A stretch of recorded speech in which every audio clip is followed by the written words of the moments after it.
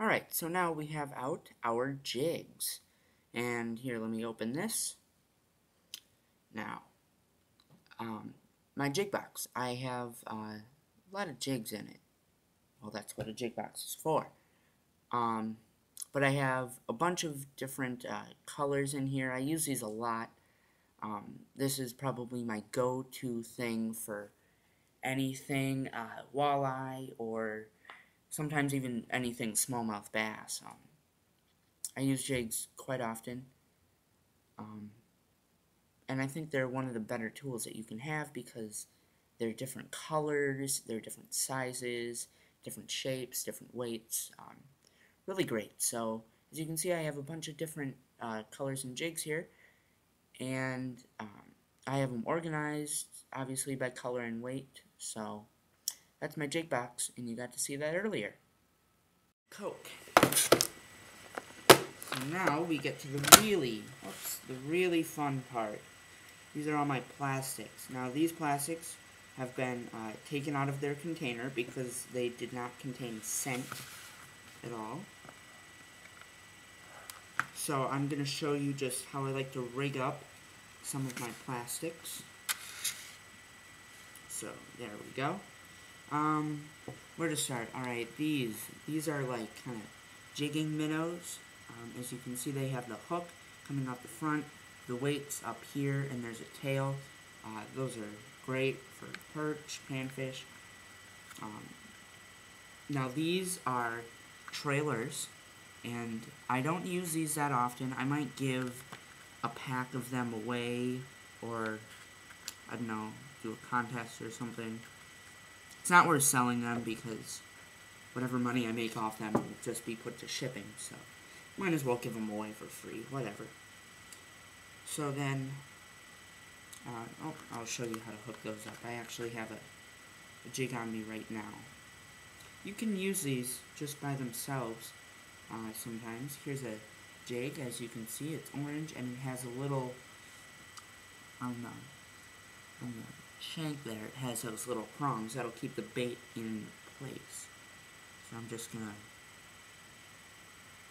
take this minnow, slide it on. I'm gonna push it up the shank of the hook, over those prongs, and there you go. Got a minnow bait. That, again, jigging for perch, that would be probably really good. But I'll give some of these guys away if you guys want. Tell me what you want me to give away. I'll give stuff away.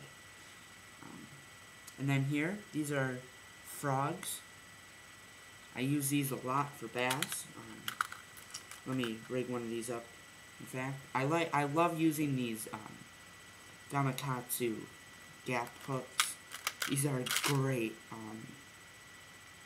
So, anyways, I'm sure you know how to hook one of these up, put it through the front. I'm going to squeeze it all the way up, and then I'm going to go right there, put it over, and there you go. Or you can even tuck it down like that, but then I would have to get all the way back here.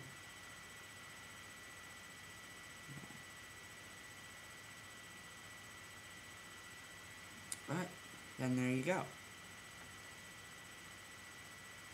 I use these for bass or on pads, and I normally don't put like a bullet weight or anything, or a bullet sinker on my plastics because I like to let them kind of sink down and then bring them back. Now, here for demonstration, just going to pull these two hooks up. Now these are craws, again, and rig it up. I like these long shank hooks. Just put it in, turn it, and there. That's a really rough presentation of it, but I'm not rigging To fish, I'm rigging for explanation purposes. Now, on to some of these. These have a scent layer on the outside, and it'll actually kind of flake away as the fish hit it. And I really like these because they have a really, see the tail, that's really flexible. And I actually have one rigged up on a jig right now, so you can see that. I use these a lot along rocks or what have you. Now, these are actual like minnows, and I do a variety of things with these. You can either hook it through the head, turn,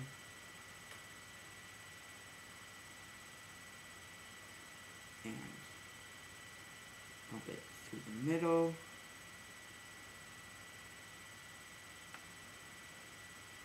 like that, and then you have the hook down here. Or you can actually just rig it up on a jig. That works too.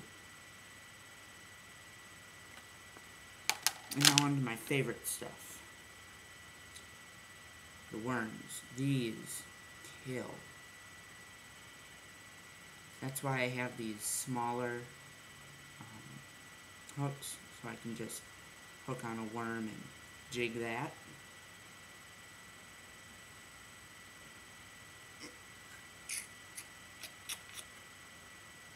Let's see, now, lizards. This one's actually gotten its arm ripped off. I've used it so much. These are great. And then, I don't have the proper stuff to hook up this, but crappie, bass, big time right there. Some crayfish. And then, some panfish plastics right there. So, that's my box of plastics. We're probably going to have to go into a part 2. Now, in this box, we have spinnerbaits. So, there are some chatterbaits and some MEP spinners up here at the front. Not much to show. I have some replacement skirts there. But again, that right there, that is a silver chatterbait. Sorry, that didn't get into the camera view there. There we go. We have some silver chatterbaits.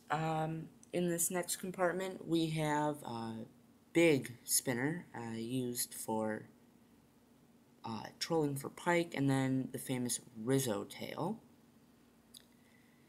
And, of course, then the MEPs, and then a chatterbait that's yellow and white, and it has one of those minnow trailers that I talked about in the plastics portion. So I'll squeeze that back, and we'll grab this next one. These are just two like big MEPs, a little similar to the ones up in front there. So that's the chatterbaits. And I'll put that away, and we'll grab the rest. Right here is a Tackle Logic case.